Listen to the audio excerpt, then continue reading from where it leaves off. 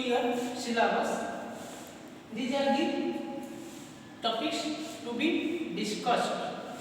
That is types of thermodynamic systems.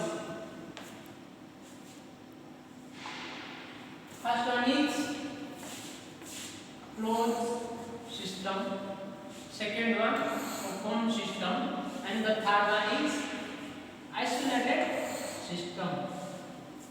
Okay. First of all, we will discuss what is closed system.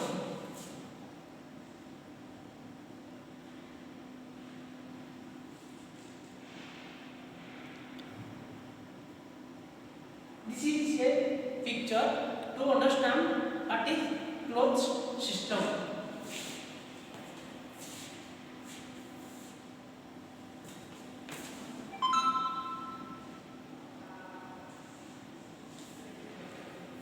In a closed system, attention is focused on a fixed mass.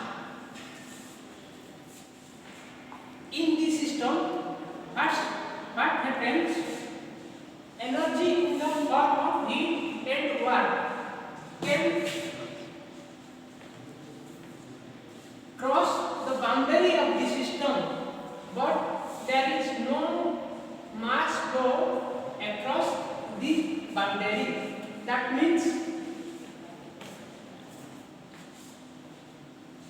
heat and work can cross the boundary, but mass contained within the system can transfer.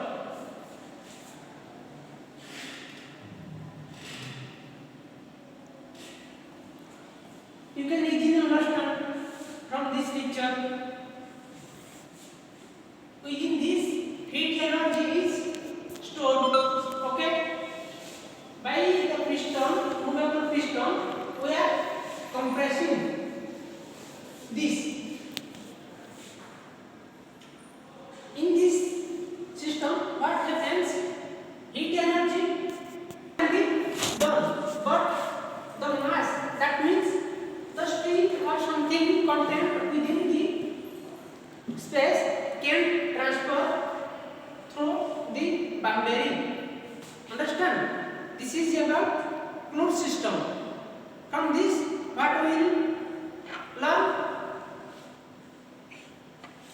Heat energy and work transfers, but mass is not transferring through the boundary.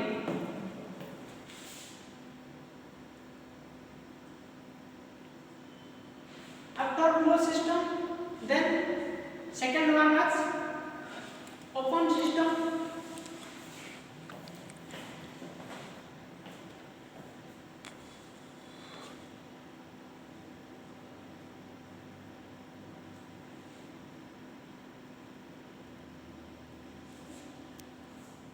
You see this picture, open system.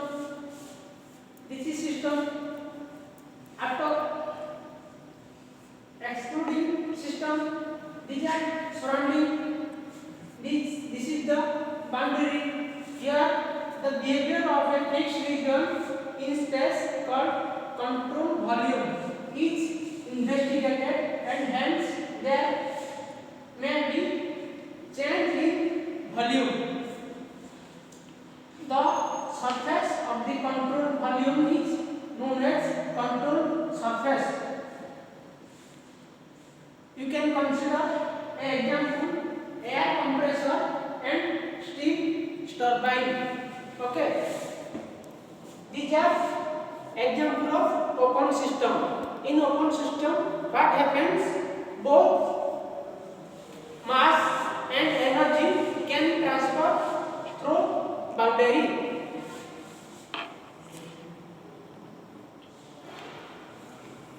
And the third one is isolated system. Isolated means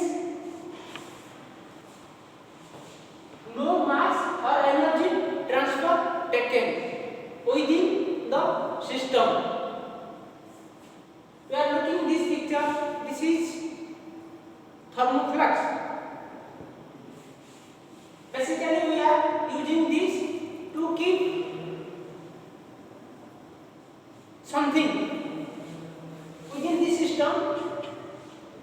cold or hot or more times. What happens in this as no mass or energy transfer taken in this system? There is no existence of isolated system.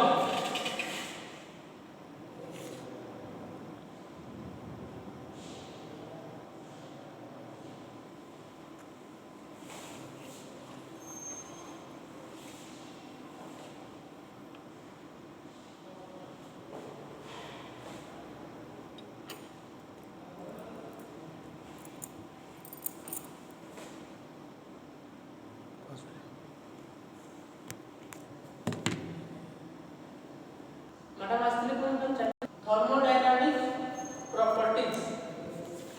In all thermodynamic problems, energy transfer to or from the system is observed.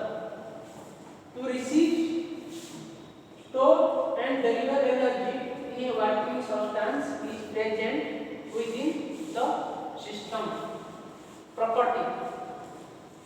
The characteristics which can be used to describe the condition of physical existence of the system are known as properties. Understand? Thermodynamic properties are classified into two categories. First one is intensive property and second one is extensive properties. Intensive properties. Intensive properties are independent of quantity of matters. That means intensive property don't depend upon the quantity of matter, how much quantity present within that. Example of intensive properties: pressure,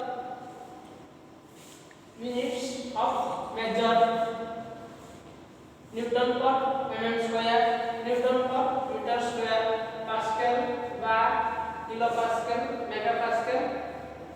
These are intensive properties. Okay.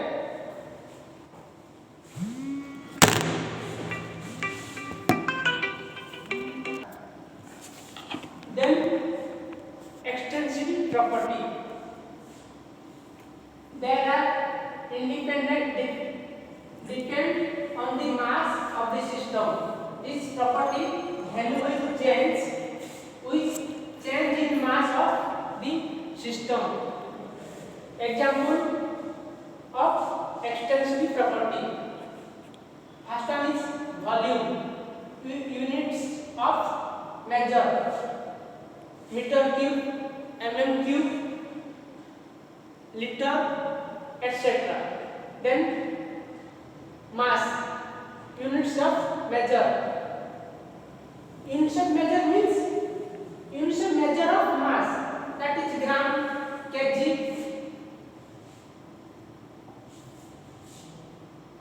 and ton. And next one is energy, units of measure, that is Newton meter, kilojoule, joule, etc.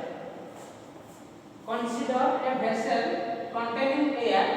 If a membrane is assumed to be introduced into the vessel such that it is divided into two parts, the properties remaining unchanged, such as pressure and temperature, are intensive properties.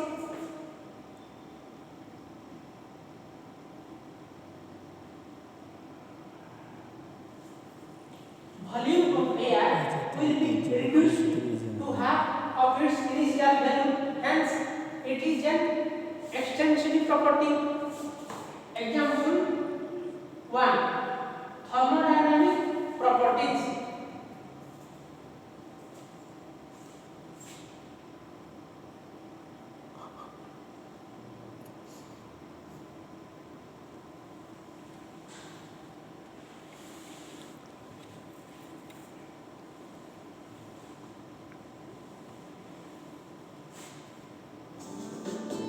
Thermodynamic properties.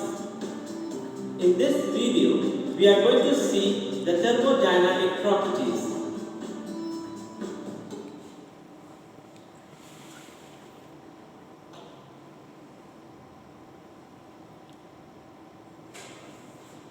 Example 2, extension property and intensity property.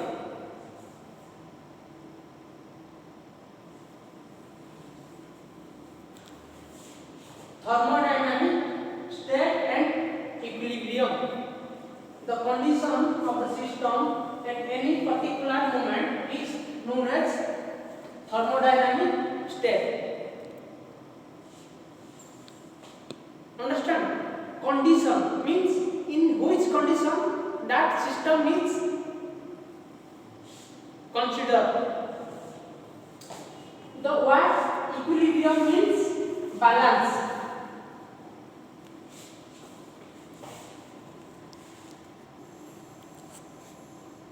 Or equal. That means absence of unbalanced potentials.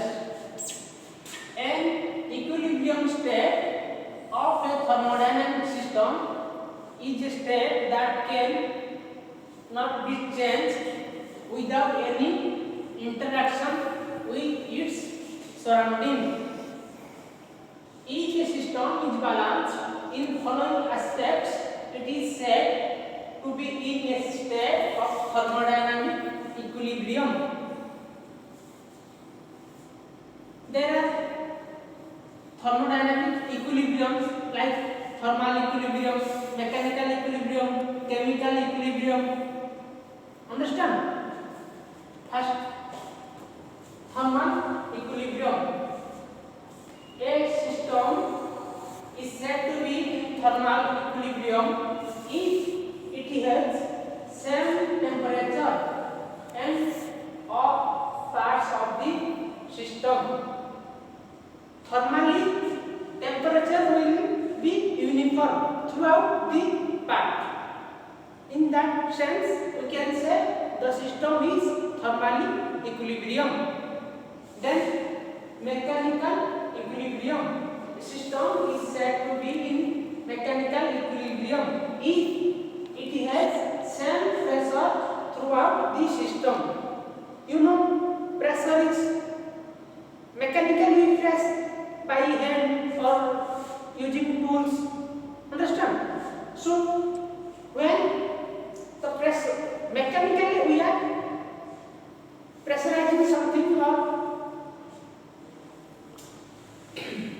anything, that is called mechanical equilibrium. Understand? Mechanically we are maintaining equilibrium within that system. So the name is mechanical equilibrium.